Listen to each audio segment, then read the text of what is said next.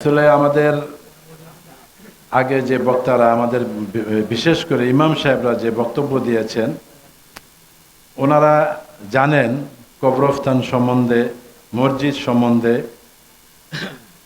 এগুলা কি নিয়ম কানুনগুলা অ্যাকচুয়ালি আমরা সেইভাবে জানি না, আমরা ওনাদের থেকে শিখি।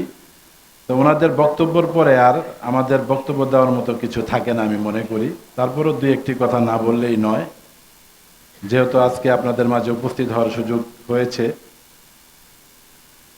এখানে আমাদের রসুলপুরের ইমাম সাহেব বলেছেন যে যে কমিটি হয়েছে সেই কমিটিতে উপদেষ্টা মণ্ডলী কিংবা কমিটির ভিতরে বিভিন্ন মসজিদের ইমাম সাহেবদেরকে অন্তর্ভুক্ত করার জন্য আমি তার এই মতামতের সাথে আমি একমত।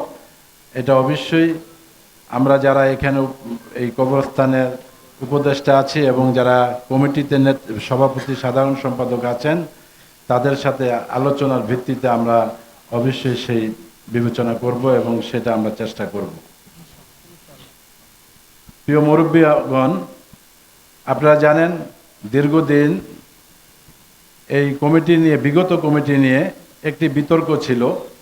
বিতর্ক অবসান ঘটিয়ে এখন নতুন একটি কমিটি হয়েছে, যে কমিটির মাধ্যমে আমরা অল্প দিনে ইনশাল্লাহ আমরা দেখেছি, আজকে বিভিন্ন বক্তার মাধ্যমে শুনেছি এবং আমি ব্যক্তিগতভাবেও আমি জানি, আমাকে প্রায় সময় এই গোরস্থান কমিটির যে সাধারণ সম্পাদক আছেন মনির, ও আমাকে অবগত করেন।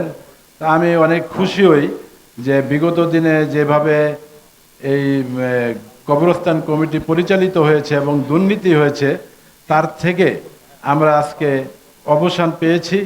আমরা একটি সুন্দর কমিটি করতে পেরেছি, যে কমিটির মাধ্যমে ইতিমধ্যে আমি জানি এখানে আপনার কবরস্থান পরিচ্ছন্ন করা এবং কবরস্থানে আপনার কিছু কিছু অংশে আপনার মাটি ভরাট করা, কবরস্থানে লাইট লাগানো, কবরস্থানকে সর্বোপরি সুন্দর কিভাবে রাখা যায় সেই কাজগুলো ইতিমধ্যে এই কমিটির মাধ্যমে হয়েছে। তার জন্য আমি আমার ব্যক্তিগত পক্ষ থেকে তাদেরকে আন্তরিক ধন্যবাদ জানাই।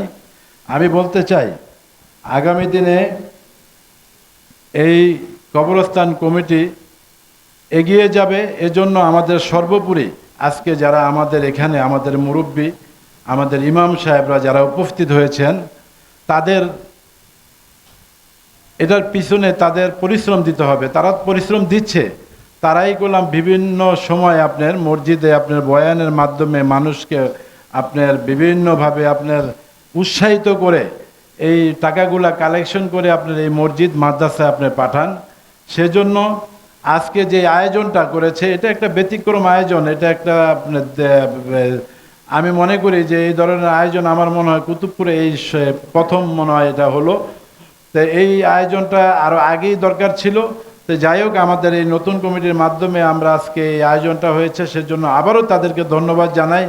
এবং আমি বলতে চাই, আমাদের যে ইমাম সাহেবরা এখানে উপস্থিত আছেন, আপনারা বিগত দিনেও আপনাদের আলোচনায়, আপনাদের বয়ানের মাধ্যমে লক্ষ লক্ষ টাকা আপনারা উঠিয়েছেন এবং এই মসজিদের উন্নয়নের কাজে আপনারা পাঠিয়েছেন। তা আগামীতে আপনারা এর চেয়েও ইনশাল্লাহ আশা করি আরও ভালো কিছু করবেন।